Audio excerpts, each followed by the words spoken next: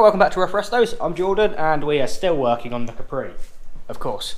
Now, this ended up being the last episode where we haven't really had much success now. We seem to have hit a point now where there's some snagging issues, and they're being a pain in the ass. So, I'm now fed up with this thing. I've just cleaned all the spark plugs, changed a couple coils, just on the engine side to make sure that's ideally as good as it can be.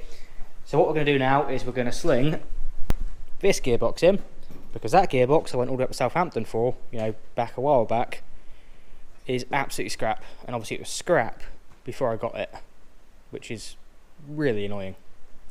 So, and even potentially the dual mass that that's connected to might also be scrap as well. So everything I went up there and bought was rubbish, bar the shifter. That wasn't really worth the money in that drive. So I've got this gearbox, which again, this was sold by an actual breaker, not some random guy on his driveway. But I have absolutely no obviously information on. It was supposedly working. I'm going to give it a quick clean out of the bell as in. Doesn't make any bad noises, but that one doesn't really make much noises. Not sitting there anyway. So I'm going to sling this one in a minute, bolt it all back together, I guess, and go for another drive and just see if there's any kind of difference, if anything's changed. Ideally, that massive whining noise would go, but I'm not sure about this vibration yet.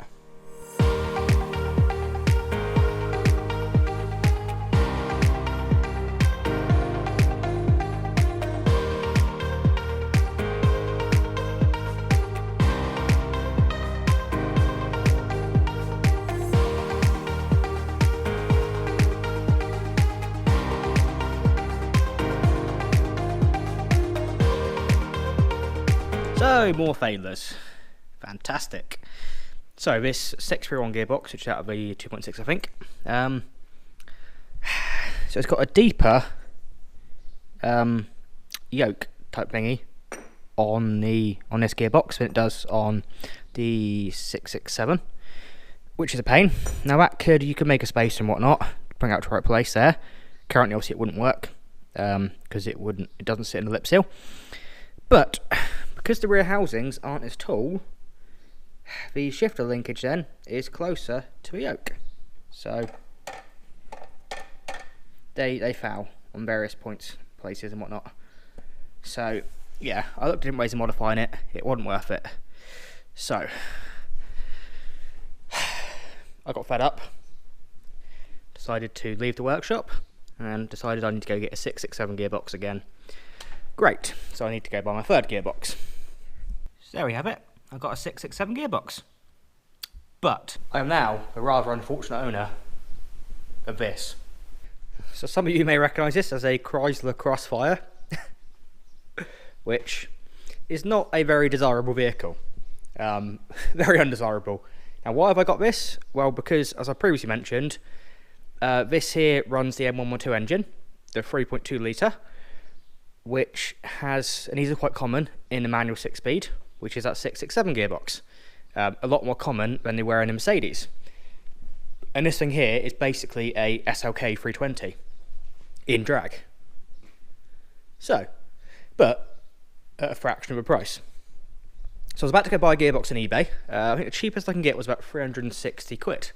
I was looking around, I was like, just before I purchased it, I had a little look around Marketplace and whatnot and see what Mercedes around. Nothing manual, nothing anywhere near in a good price.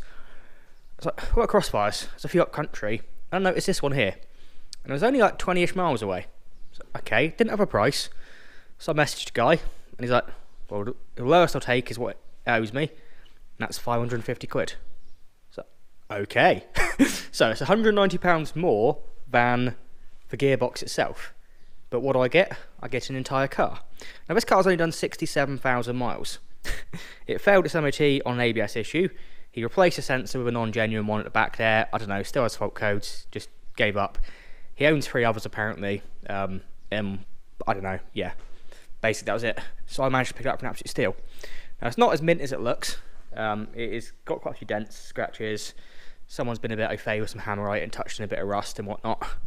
But it's 67,000 miles. It's got the gearbox I desperately need. Oh, can I find where the bonnet catch is on this? Oh. It's got an M113 engine, so obviously I don't need this.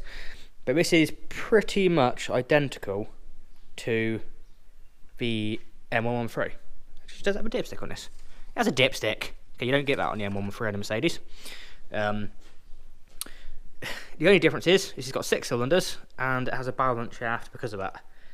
Other than that, it's pretty much the same. It's got the same sort of airbox setup here. It's got all the same coil packs. I think a lot of the ancillaries on it are probably the same as well. It's, yeah, so it's covered in spares, which is perfect. And I know it runs, I know it drives. Super low mileage. And obviously, we did have the issue where I'm not sure the flywheel's perfect, because I haven't got anywhere testing it. Well, now I've got a flywheel. I've got a flywheel on 67,000 miles. A clutch on 67,000 miles. So they might well be better than the ones I put in that car already, which is perfect. So, money-wise, I'm not doing bad. If you knock the 360 quid for the gearbox off, that leaves 190 quid left. Well, if you want to buy a used flywheel, that's £100. Obviously no guarantee anyway. To buy a new flywheel, it's £550. The shifter setup, which is handy to have as a spare, is about £100, £120 on eBay. So already an M few useful parts, perfect. It's got the V6 drive shaft. Obviously I don't need that, but it's a few spares in case I end up changing to the V6 yoke. I've got some bits to modify my prop shaft. It's got an engine I can either make into a coffee table or do something with, keep it for some spares for mine, or sell it. 67,000 miles. I could flog the wheels, maybe, if someone wants to buy them. They're weird on this thing. They're not only are they staggered offset, they're staggered sizes, 18s, 19s. And obviously it's got the cats on it. So by the time I've kept the gearbox and sold the cats, this thing should already owe me less than what the gearbox would be anywhere else anyway. Let alone having the entire rest of the car. So I might keep a few random bits off it. It's got electrical heated seats, pretty cool. Not sure I've got any use for them. I might better flog a few bits. It's got an electric spoiler, which is stuck out because of the ABS issue.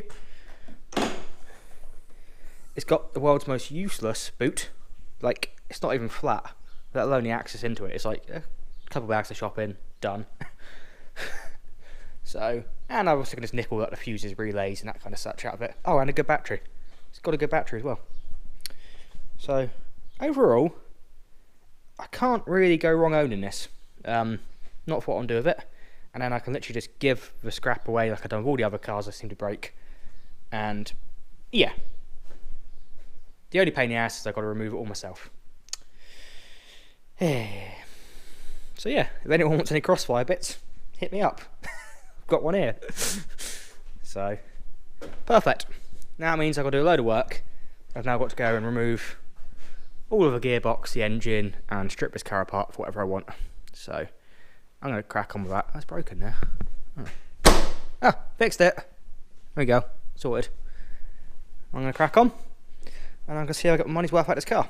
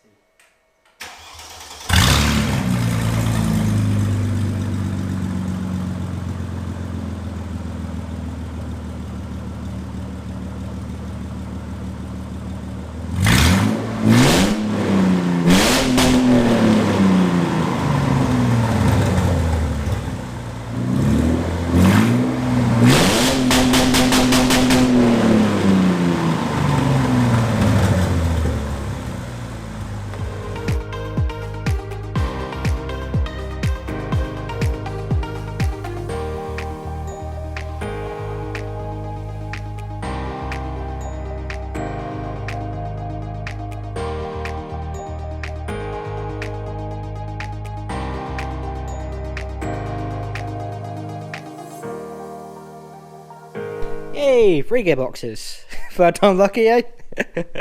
So this gearbox, nothing different. Seems to have all the same amount of sort of play and whatnot as the other ones. Oh well, release bearing sounds good though. Obviously clean all the crap out of it. But visually, appears to be absolutely fine. So that's good news. This car has been undersealed to crap because it's rusty. Yeah. But, so what's next? Well, I might remove the whole engine, mightn't I? No point keeping it in here. Oil leak, of course, Mercedes. So how do we do that? Rather than cutting various cables and hoses, I might actually unplug the wiring in this, depends how easy it is. All we've got is the 2 engine mounts bolt up in there, so that's quite easy. So undo them two, and that's it, engine unmounted, and then it's just disconnect whatever we can and pull it out. But, so this is a 67,000 mile car, so it's probably still original clutch, original flywheel, I would have thought anyway at least. And now, when I do this, oh crap, moving the whole engine. This one, it's got so much less play than the other flywheel. So that's a really good sign. So that indicates that hopefully it's the other flywheel is one of our issues, which I'm very happy about if so. Looks like in the back of this gearbox here, the gearbox is the belt engine. Yeah, rear seal might be gone on it.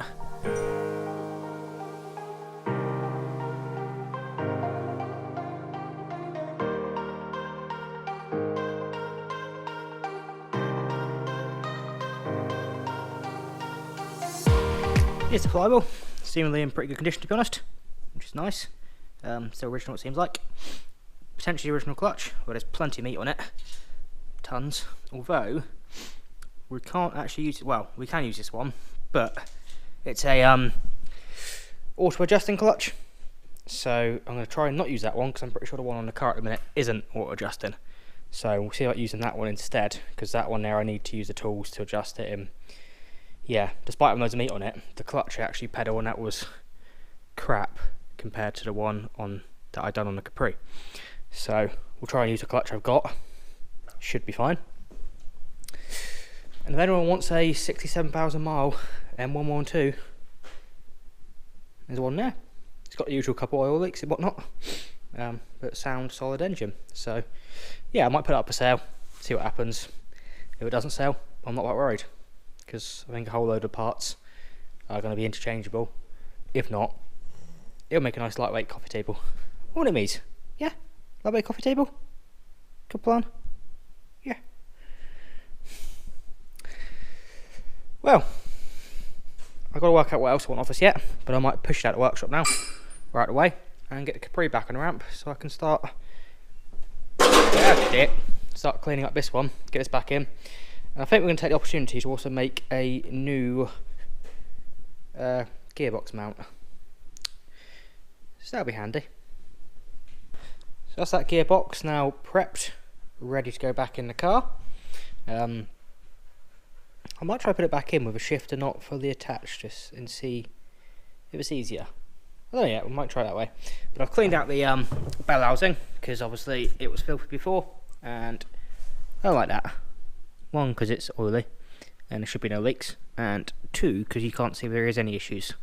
At least now, clean bell housing, we know what's what. I've changed the flywheel, so we've now got the different flywheel on here, and we've also got the clutch I was using before. So I've kept the same clutch because they're both good, but yeah. Now, I don't know if this is an auto-adjusting clutch or what.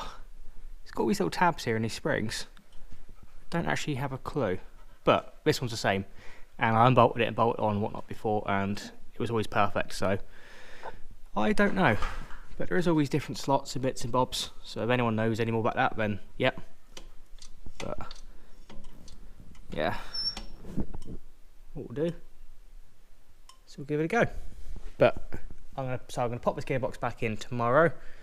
I'm gonna try and make a new gearbox mount, which I haven't really got much here for that, so could be an interesting one. I'm not sure how we're gonna do it yet. And the whole reason we didn't use the factory mount modified last time was because obviously it then sits lower than the gearbox, and same that one I built does. But I can't see any reason, because obviously the gearbox usually on a gearbox mount sits on a rubber, which then sits on a mount. That means you need to have space for a gearbox, rubber, and a mount. But that means it goes below the gearbox, and then we haven't got much it takes up more space. Whereas in this thing, that gearbox already sits plenty low enough. So I'm not sure what we're going to do there yet, but we'll give it another go. I know I got moaned at last time because of how low the mount was, but I can't see. The only other option we got is making a mount that comes from underneath the gearbox up, over, and then sits on a rubber, and then like a hook shape comes around and goes up again to the body. But I'm not sure we've got enough depth for that. Oh well, we'll work it out tomorrow. Until then, I'm going to get cleaned up because I'm filthy. So, what I've come up with here is I've decided to make a new gearbox mount. So, this is what I made. Fits again still into factory bolt holes. Cradles the factory rubber for the Crossfire. Where that rubber could do a big change. But that's, yeah, good enough to try it anyway. So it's a bit more compact and much easier to fit than the last one. The last one I had to, it was a pain. This one here is just simple like a factory mount. So much happy with that. Now I've got to get all the clutch lines done back up again. Put the heat shield back in, put the prop back in, the exhaust back on, and all that kind of fun stuff. So I'm going to crack on with that. That's the gearbox all back in. The exhaust's on but not sealed, so they're leaking currently. Prop shaft all back in. Thought I won't take it on drive, but I want to put the engine cover on it. So I'm actually popping new filters in it because looking in them holes there, these ones might be filthy. So I think let's pop the new filters in a second.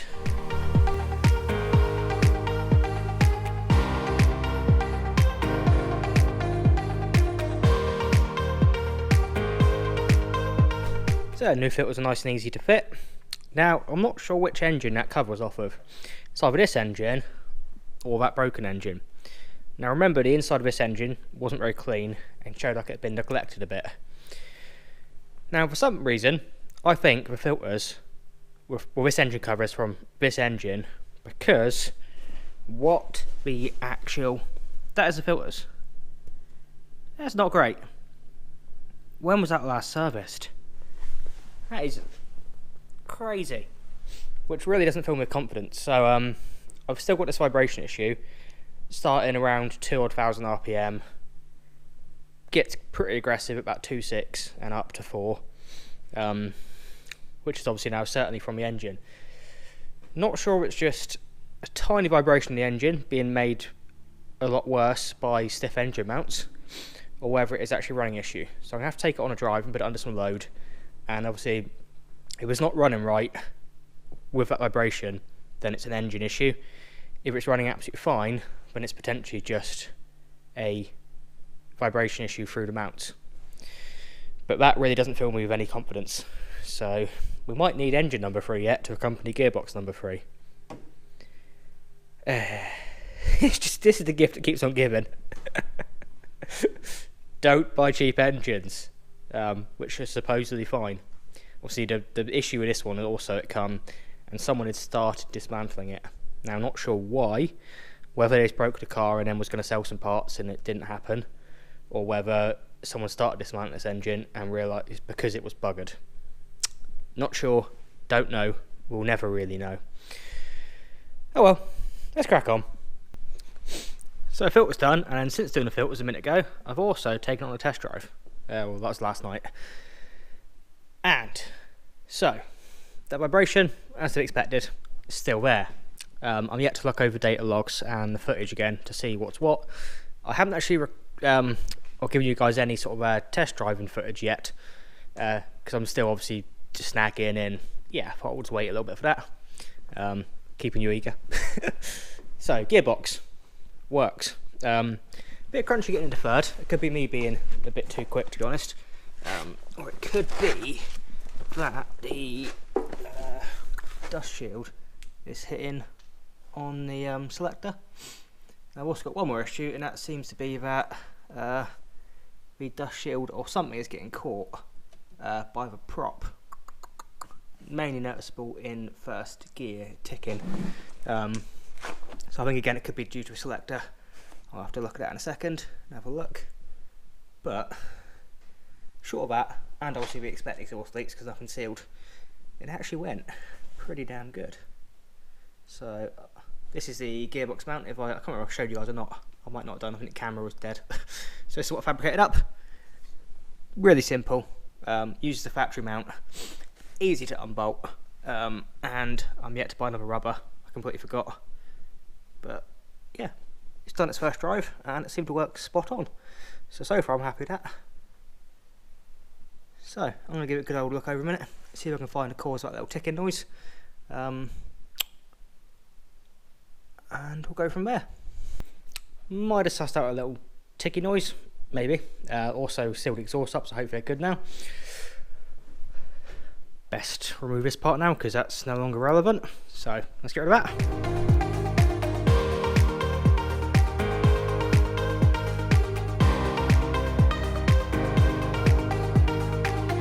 Cosworth badge gone. That might mean all my problems are now gone. Yeah, I can wish. So what next? So let's jump into starting to start up the engine bay. There's a reason for this, and that's because I plan on taking it to a show which is just around the corner at a local farm shop in just below a week's time. As it's running and driving, well, I want to take it for another test drive in a minute, just to make sure, keep tuning, make sure it's mostly good. But I've been dying to get this to a show, and as I've missed every single big showdown of this year and most little shows, the next one now is next weekend, a little show at farm shop. So yeah, let's crack on. Might have forgot to record. Sorry guys. So these ducts here, probably not what I'm going to use long term, but these come off that Crossfire we broke. Because I can't remember if that first CLK 500 I broke had them. Whether I've got them here somewhere or whether I binned them, I can't remember. But I got these ones anyway. So yeah, whether these in the future go into the inner wings or whether I duct them in here. It's actually kind of handy if I'm going there at the minute, because that is like the only place the air's coming in which isn't going through the radiator. So that's actually kind of letting some cold air go past the radiator and go into the ducts, which obviously without them, it's just the hot air going from the radiator straight in. Not that I think that's going to be an issue anyway, because it's not being tuned to its last breath. It's just, yeah, is what it is. So I've done that. I did put the bit of aluminium heat shield over the bubble, where obviously the bubble's modified, which actually fitted in there better than expected. Fantastic. So it was only a temporary thing, but actually, if you didn't know I was rough and I'd had to cut out the heater bubble there, you would never know, because it fits beautifully over it. Obviously it takes seconds to remove, just 2 screws. So actually I'm really happy with that. Yeah, still obviously yet to paint the strut brace, get the decals done for that, and I need to make up all the stainless cowls for the radiator and that here. But it's certainly getting, yeah, it's getting there. So I can't really argue that, can I? I might get some driving footage later. I can find the clamps for the GoPro for the windscreen. Might take it out with us, maybe. We'll see. Or where the GoPro is falling apart.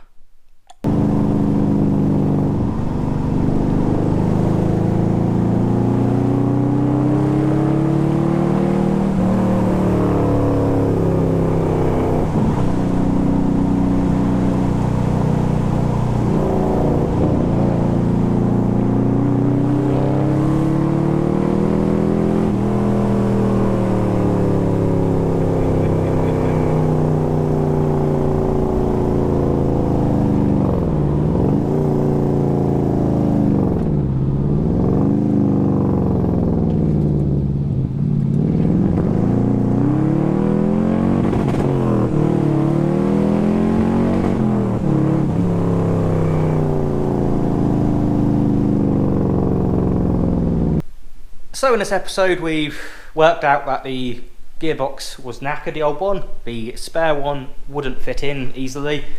We've been out, bought Crossfire, strip of Crossfire, fitted the gearbox in there. That's working. Put it all back together again. Started to tidy up the engine bay. Obviously we've still got the air cowls to do and bits and bobs, but I think I'm happy enough now to lift the bonnet and let other people look at this. I'm going to take on some more test drives. Continue tuning it and go from there, I guess. So yeah, sorry I didn't get a video out yesterday. I've actually got one ready to edit, but I just had a busy week and then forgot about it and then was out and then couldn't. So yeah, you guys have now got obviously the last episode gone up. and then this episode. And I need to do some bits to the Range Rover.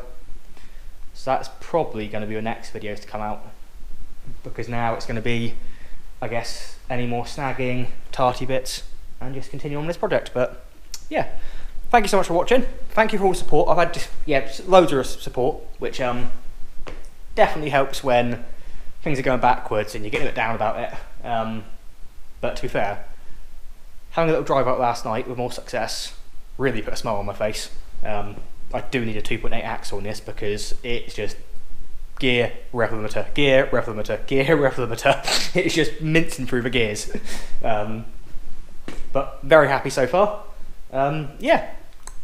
Obviously, if you're new to this, then there is a previous 30-something episodes on this build so far, where we've been through everything from getting the donor car and completely converting it to being the first running, driving M113 powered Capri. So yeah, thank you so much for watching. Obviously, drop me a like if you like the video, drop me a comment, tell me what you think of it, what I should do, how it's going. Subscribe obviously for plenty more. And I've been Jordan, thank you for watching, and I'll see you again next time. Cheers.